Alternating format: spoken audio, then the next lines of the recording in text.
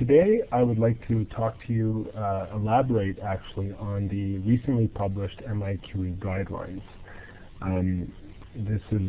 These were guidelines that were recently published in 2009 to basically provide researchers with a template of criteria to go through to assure that the quality of the data that they produce with qPCR are of an acceptable level for quantitative analysis. And what I wanted to do was basically show in a contained set of experiments how the data can be very, very solid by following the guidelines, and how it can lead to artifactual results or even opposite results than would be expected if the guidelines are not followed. So here we'll be looking at the effect of sample quality and reference gene selection on data analysis and interpretation. So, as with any, just for some background, if you're interested in learning more, and I do highly recommend that you do read at least a couple of papers that are out there. The first one, obviously, is the original paper published by Buston et al. In 2009. So this is published in Clinical Chemistry, and it's the original MIQE Guidelines paper, which I think is very much worth reading and very important for anyone who's doing qPCR to actually have at least read through that article.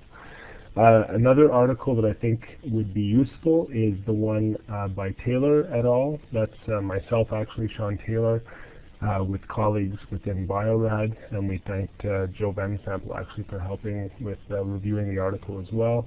Published in Methods in April of last year. And again, it's a nice article that sort of walks you through the process step by step. There's also a very nice several videos and things that are online. If you Google MIQE Guideline videos, you'll find stuff on YouTube that you can follow as well if you're more of a video type person. So, if we look at the experimental design, and I've presented this slide a few times before, and I'm not going to spend much time on this. This is actually that figure is in this Methods paper. But what I wanted to just say was that the foundation of any experiment is based on the way in which it's designed. So poor design leads to poor outcome. So by following a rigorous experimental design, which includes the procedure where disease or treatment groups are well specified, target genes, potential reference genes, control groups, what are your control groups, the appropriate number of biological and technical replicates that would be used in the experiment, controlling all the conditions of the experiment very, very tightly. That's really critical when you work with RNA and the transcriptome. It can change very dramatically by altering slightly the experimental conditions of an experiment. And of course, sample handling, even the way in which a sample is handled after the experimental conditions have been controlled, things like preservation time and method, the way in which a tissue is extracted from an organism, the thaw and homogenization procedure, all of these steps are critical and require very strict control and methodology for processing samples to extract RNA, and finally the total RNA extraction procedure. Once this is well managed with samples, then the next steps become much more easier and more rigorous in terms of data produced. So we're talking about then, once we have our samples, the total RNA extraction method, assuring that we have good purity and integrity of the RNA, followed by the reverse transcription reaction, a very, very key step in the process actually, followed by the validation of the primers with the sample. This is a step that a lot of people tend to overlook. And the thermal gradient, a thermal gradient qPCR, is very useful to assure experimentally that you have the right annealing temperature for your primers, which can dramatically affect the efficiency of your reaction. Also, the standard curve, this is an absolute must when you do qPCR. You need to do a standard curve with the cDNA sample and the primer pairs to assure that they're within an appropriate level of efficiency. And finally, the actual qPCR reaction itself, followed by the delta-delta CT method for data analysis. So I'm going to basically go through, I'm going to assume that most of these steps have been managed properly, and in this experiment that I'm going to present to you, that is the case. And I'm going to go through each of these steps and show you where problems can occur in qPCR, and again, how the final result can be dramatically different if you follow the guidelines vis-a-vis not following the guidelines. So here we go. What did we do? So the experiment basically used matched human tumor, breast cancer tumor versus normal samples. And the first step in the experiment was, of course, to look at the purity of the RNA sample. So we looked at the purity of the sample, and in this case we were able to assess the OD260-280 of all the samples. There were 10 samples from tumor and 10 samples from normal, and all the samples had a good OD260-280 between 1.8 and 2. I'm not going to show you that data, but I will show you the integrity, which is a step that a lot of people don't do. Most people take care of purity. Most people use nanodrop or a spectrophotometer on their RNA samples to look at the OD260-280, but they forget about the integrity of the sample, which is really the level of degradation of RNA. So we looked at that using an instrument called the Experio. So you can see that if we look at the 28S band and the 18S band in these human samples, a very good sample looks very much like this one here. So if we look at this sample, we have a more intense 28S band with a smaller, less intense 18S band, giving a ratio of the 28S to 18S of typically greater than 1. But what's really nice about the experiment is that it also gives you an RNA quality indicator value from 1 to 10, 10 being the best and 1 being the worst. And what you're looking for, what we try to look for, are values that are well above 7.5 to be able to have good quality RNA to be used for qPCR experiments. So and I'll show you all the results in a minute. But if we look at the tumor samples, the 10 tumor samples, they all actually looked pretty good. This one here was slightly degraded, but still gave an RQI of 8.7, which is excellent. So if you look at the run summary, you can see that all the samples gave very nice RQI values, which is really what we focused on here when we looked at the quality of our samples. So if we look at the normal samples, slightly different story. Normal samples look like this. So you can see, I'm just adjusting the brightness and contrast of this. Normal samples were a little less nice than the tumor samples, still giving us values that were around 8, but in particular, we achieved these types of values. As you can see, if we go across, 8.8 is pretty good. 8, here's a value of 8, starting to get degraded. This kind of a sample here.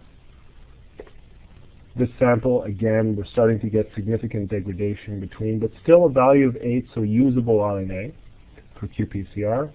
Here is where we start to have problems. So you can see a very high level of degradation between the 28S and 18S bands. So lots of degradation, not too much RNA, good quality RNA left there, with a value of 7.2 for the RNA quality indicator. Here's another one, again, with a significantly high level of degradation, fairly small 28S and 18S peaks, giving an RQI value of 7.3.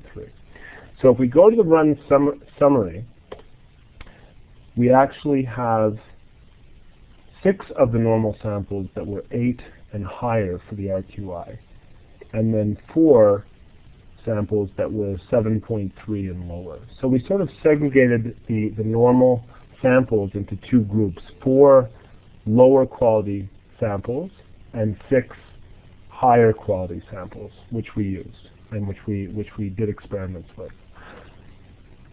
So now we had an idea on the purity, which was the OD26280, and all of these samples gave excellent purity values. They all gave values between 1.8 and 2. So your spec can't delineate between the level of degradation of a sample, as we see here, versus the level of purity of the sample, which is really related to the OD26280, which is the level of purity with respect to protein contamination of an RNA sample. So we did that with our samples. We got the purity and we got the quality. So the next step was to reverse transcribe these samples. And what's nice about the experiment, along with this RQI value that you get, is what you also get is a very accurate concentration in nanograms per microliter of each sample of RNA. And we use this concentration to dilute our samples to the lowest common denominator, whatever that was, whatever value that was for concentration. So all the samples were diluted to the same nanogram per microliter concentration level, and then we used from that the same volume of RNA to a level of about 100 nanograms per sample for reverse transcription. And again, that's a very important step, the reverse transcription step. We used the iScript kit from Bio-Rad, worked very well, and we ended up with nice resulting cDNA. Of course, when using the better quality RNA samples. Okay, so the next step in the process was to now assess using the cDNA. So now we had cDNA, we had our primers for a variety of genes, and what we wanted to do first was validate the primers with the associated cDNA. So that's here, okay? So this is a subset of the genes. We actually looked at 5 genes, but we looked at them over 2 plates. So I'm showing you one plate worth of gene, and there were some other genes that we used for other experiments. But I want to show you these ones. So here we have a variety of different genes. If we look at the plate editor, this is using CFX Manager. So we use the CFX96 for this experiment, and this is CFX Manager to help us analyze the data.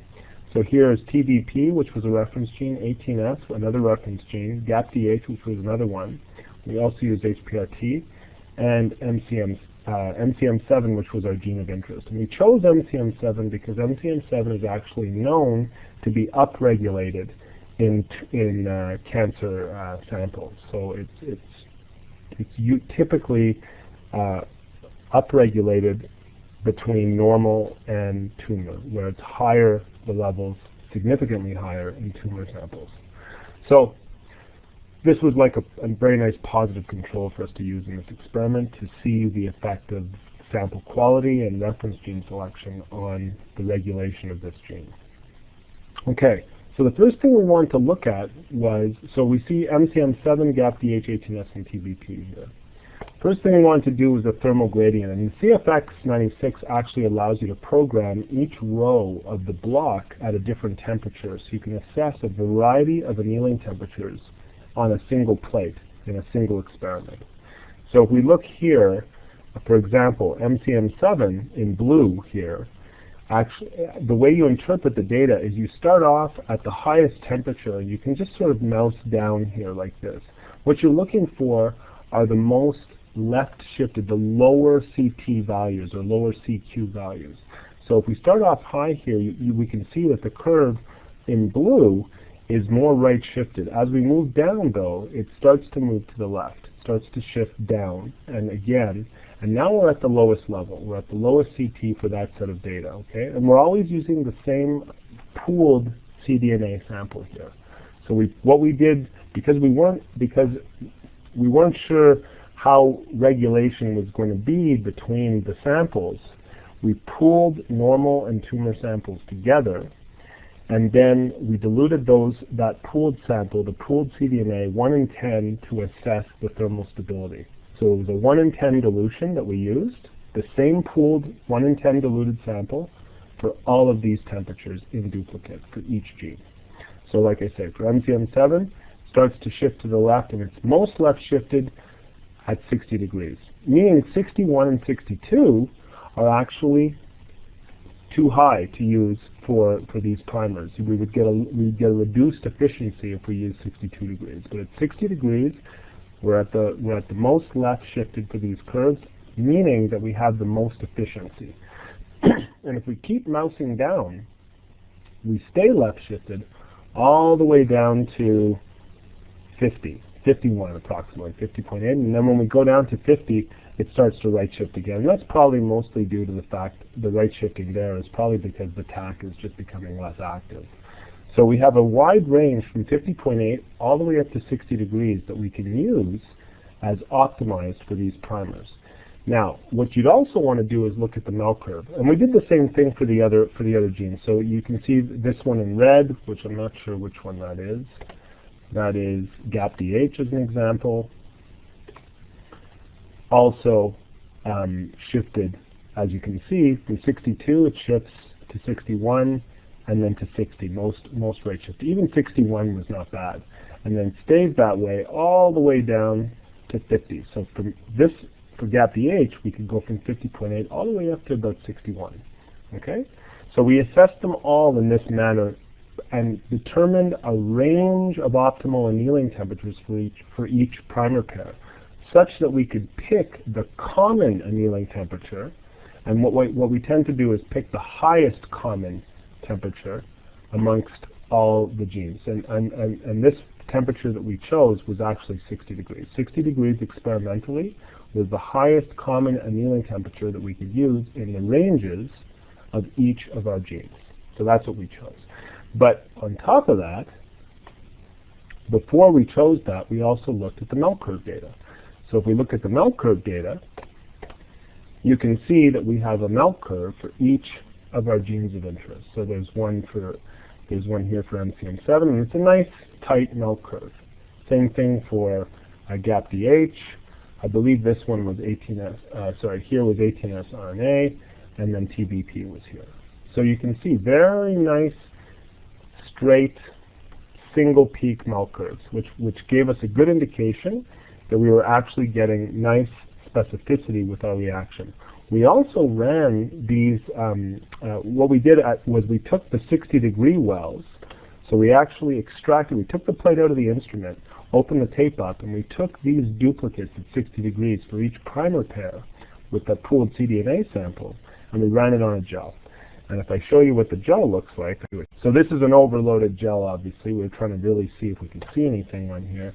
And here's the gel for GAPDH, for MCM, HPRT, TBP, and 18S. And the very nice, appropriate molecular weights for each of these, which is what we'd expect with very little non-specific product, if any. So this was what we were looking for. And so in one single experiment, we were able to assess the optimal annealing, range of annealing temperatures, the MEL curve for specificity, and then finally the gel to assure identity of our amplicon products. So we did that. That was the first experiment for validating our primers, the thermal gradient. So here was our standard curve.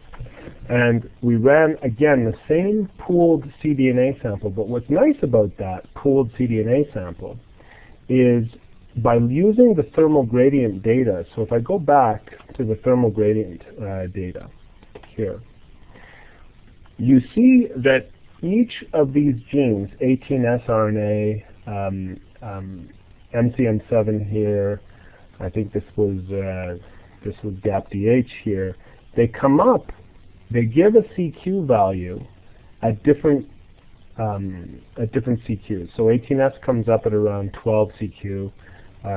This one here comes up at around 22, and this up here at around, at around 24, and this one at around 28, and this one at around 32 or something like that. So what we were able to do then was, by using these CQ values in the thermal gradient for a 1 in 10 diluted pooled cDNA sample, we were able to figure out the dilution series to use for the standard curves. So for 18S RNA, if you notice, we typically work in a range of around 10 CTs to around 35 CTs when we do qPCR experiments. So between 10 and 35, if we're coming up at around 12 CTs, let's say, so if we're coming up at around 12 here, let's say, I'm just moving the threshold line down. So let's say we're coming up at around 12 CQs, sorry, that gives us from 12 to 35 is 23 CQ values. And if we want to do an 8-point standard curve, that means we could probably get away with doing a 10-fold serial dilution here, because each 10-fold serial dilution is about 3 1/3 CQ values. So let's round it to 3 just for argument's sake. If we want to do an 8-point standard curve, 8 points separated by 3 CQs per point is a total of 24 CQ values, which is pretty much the range from 12 to 35. However, if we come up here for another gene at around, let's say, 22 CQs in that range, then from 22 to 35 is only 13 CQs. We wouldn't want to use a 10-fold serial dilution because we're only going to get around 4 points on our standard curve. We probably want to use maybe a 4-fold serial dilution, where then each dilution is separated by 2 CQs. 2 CQs times an 8-point standard curve is a total of 16 CQ values, and from 22 to plus 16 would be 38, which is approximately where we want to be. So that gives us more room by having a lower dilution to have more points on our standard curve. And as you go higher and higher in CQ, you want to use a lower and lower fold dilution, down to a 2-fold dilution series, which is the minimum that I would recommend using for a standard curve. So that's what we did. So we used the thermal gradient CQ values from each of the genes to know what fold dilution to use for our standard curves, which means each primer pair might have a different fold dilution series with the pooled cDNA sample. We tried to pool them together, so we weren't using a slightly different one for each one. We used either a 10-fold, I think a 4-fold, or a 2-fold serial dilution, depending on where things came up. So back to the standard curve data, and you can see that for example, HPRT1, we used a 2-fold serial dilution here, and we got a lot of points on our standard curve. So it was an 8-point standard curve in triplicate, and each point is nicely separated, as you can see, and all the way down we fit 7 points on our standard curve. Okay, so we had to delete the last point to get an efficiency in the appropriate range of 90 to 110%. That's what we recommend, 90 to 110% here. So, and of course we deleted certain replicates that were off a little bit. So that's what we did, and we did that for each of the genes of interest. So there's TBP as an example, and MCM7 is another one, and on this one that was all we had. So we had, we were able to do in triplicate, of course, 1, 2, 3, 4 genes. Okay, for the standard curve, because they're all using now the same annealing temperature, because we determined that from the thermal gradient. They did use different, on this plate I think they all used a 2-fold serial dilution, and then on another plate we did 18S RNA, which required a 10-fold serial dilution of the pooled cDNA sample. But we always used the same pooled cDNA sample because we weren't sure which way expression was going to go between normal and treated, so better to pool everything so you normalize out gene expression across the whole experiment when you do these validation steps with your primers. Okay, so now the primers were validated. We knew everything was working. We had the optimized annealing temperature. We knew the efficiency was good for our samples with our primers, so we're ready to do our real experiment. So we did. Okay, so in the first before doing the first experiment, actually we did do the first experiment, but we only did it with the reference genes. So we did our experiment with the reference genes with selected samples from the tumor tissue and the normal tissue. And this was to determine which of our 4 reference genes that we should use to normalize for the delta-delta CT. And what you do when you finish running that experiment is you plug it into, we used a software product called Genome. And I'll show you how Genome works. I'm just going to pull it up here. Genome is here.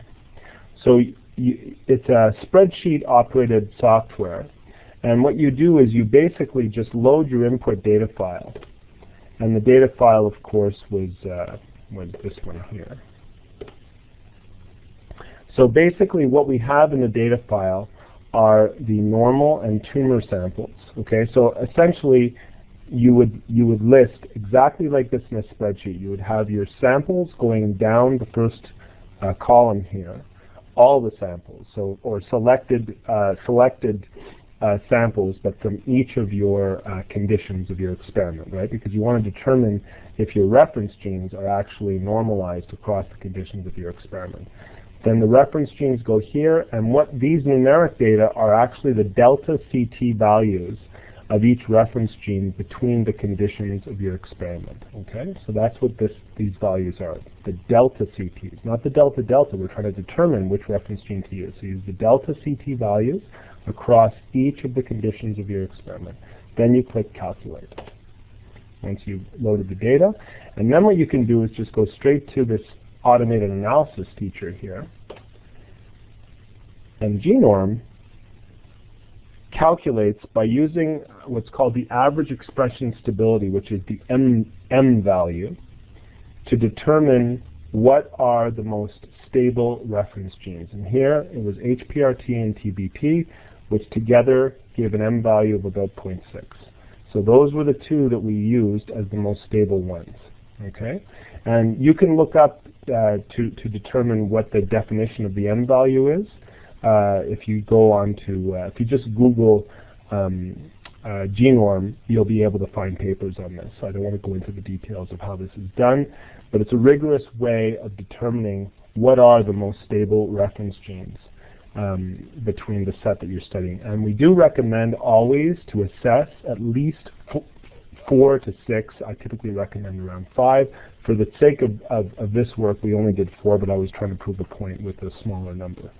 So, but typically I recommend 5 or 6 reference genes, which you test across selected samples, across all the conditions of your experiment, and you plug the delta CQ values for each of those reference genes into Genome, and Genome will tell you what are the most stable reference genes. So now we knew that HPRT and TBP were the most stable. So then we ran the experiment. Okay, so I'll show you the data here. So here are the final results. And again, this is using. Hold on, let me just switch over so you can see the data. There we go.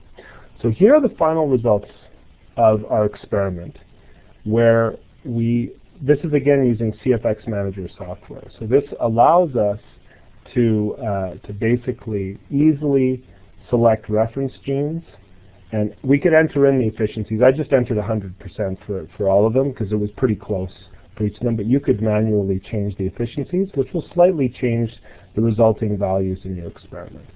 But what's important here is that we could pick individual reference genes, and remember the two most stable ones were HPRT and TBP.